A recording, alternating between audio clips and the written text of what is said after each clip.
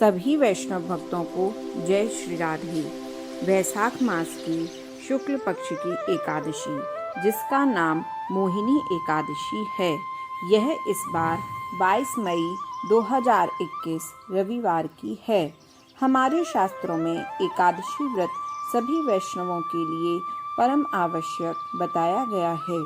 सभी वैष्णव एकादशी व्रत अवश्य करें व खूब हरिनाम करें। ठाकुर जी की प्रसन्नता के लिए एकादशी व्रत अवश्य करें। अब मैं आपको मोहिनी एकादशी व्रत की कथा सुना रही हूँ। आप इसका ध्यानपूर्वक श्रवण करें। वैशाख मास के शुक्ल पक्ष की एकादशी का नाम मोहिनी एकादशी है। इस एकादशी का उपवास करने से मनुष्य के सभी पाप तथा क्लेश नष्ट हो जाते हैं। इस उपवास के प्रभाव से मनुष्य मोह के जाल से मुक्त हो जाता है। अतः दुखी मनुष्य को इस एकादशी का उपवास अवश्य ही करना चाहिए। इस व्रत के करने से मनुष्य के सभी पाप नष्ट हो जाते हैं। अब आप इसकी कथा को श्रद्धा पूर्वक सुनिए। प्राचीन समय में सरस्वती नदी के किनारे भद्रावती नाम की एक नगरी बसी हुई थी। उस नगरी में घृतिमान नामक राजा राज्य करता था। उसी नगरी में एक वैश्य रहता था जो धन धान्य से पूर्ण था। उसका नाम धनपाल था। वह अत्यंत धर्मात्मा तथा नारायण भक्त था। उसने नगर में अनेक भोजनालय, प्याऊ, कुएं, तालाब, धर्मशालाएं आदि बनवाए। सड़कों के किनारे आम, जामुन, नीम आदि के वृक्ष लगवाए, जिससे पथिकों को सुख मिले। उस वैश्य के 5 पुत्र थे, जिनमें सबसे बड़ा पुत्र अत्यंत पापी व दुष्ट था। वह वैश्याओं और दुष्टों की संगति करता था। इससे जो समय बचता था वह जुआ खेलने में व्यतीत करता था। वह बड़ा ही अधम था और देवता, पितृ आदि किसी को भी नहीं मानता था। अपने पिता का अधिकांश धन वह बुरे व्यसनों में ही उड़ाया करता था। मांस का भक्षण करना उसका नित्य कर्म था।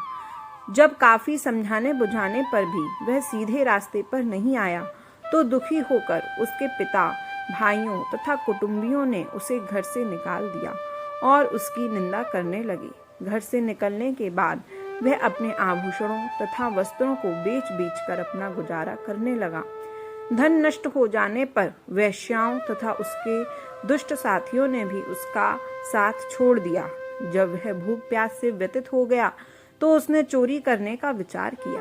रात्रि में चोरी करके अपना पेट पालने लगा, लेकिन एक दिन वह पकड़ा गया। किंतु सिपाहियों ने वैश्य का पुत्र जानकर छोड़ दिया। जब वह दूसरी बार पुनः पकड़ा गया, तब सिपाहियों ने भी उसका कोई लिहाज नहीं किया और राजा के सामने प्रस्तुत करके उसे सारी बात बताई। तब राजा ने उसे कारागार में डलवा दिया। कारागार में राजा के आदेश से उसे बहुत कष्ट दिए गए और अंत में उसे नगर छोड़ने के लिए कहा गया। दुखी होकर उसे नगर छोड़ना पड़ा।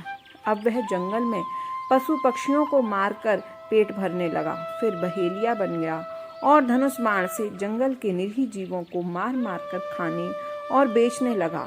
एक बार वह भूख और प्यास से व्याकुल होकर भोजन की खोज में निकला और कौटिल्य मुनि के आश्रम में जा पहुंचा। इन दिनों वैशाख का महीना था। कौटिल्य मुनि गंगा स्नान करने आए थे। उनके भीगे वस्त्रों की छींटें मात्र से इस पापी को कुछ सद्बुद्धि प्राप्त हुई। वह अधम ऋषि के पास जाकर हाथ जोड़कर कहने लगा, हे महात्मा, मैंने अपने जीवन में अनेक पाप किए हैं। कृपा कर आप उन पापों से छूटने का कोई साधारण और बिना धन का उपाय बतलाइए। ऋषि ने कहा, तू ध्यान देकर सुन। वैशाख माह के शुक्ल पक्ष की एकादशी का व्रत कर। इस एकादशी का नाम मोहिनी है। इसका उपवास करने से तेरे सभी पाप नष्ट हो जाएंगे। ऋषि के वचनों को सुन वह बहुत प्रसन्न हुआ और उनकी बतलाई हुई विधि के अनुसार उसने मोहिनी एकादशी का व्रत किया। हे श्री राम, इस व्रत के प्रभाव से उसके सभी पाप नष्ट हो गए। अंत में वह गरुड़ पर सवार हो विष्णु लोक को गया। संसार में इस व्रत से उत्तम दूसरा कोई व्रत नहीं है। इसके महात्म्य के श्रवण व पठन से जो पुण्य प्राप्त होता है, वह पुण्य 1 सहस्त्र गौदान के पुण्य के बराबर है। यहाँ हमें कथा का सार यही ज्ञात होता है, प्राणी को सदैव संतों का संग करना चाहिए। संतों की संगत से मनुष्य को न केवल सद्बुद्धि प्राप्त होती है, अपितु उसके जीवन का उद्धार हो जाता है। पापियों की संगत प्राणी को नरक में ले जाती है। बोलिए एकादशी महारानी की जय।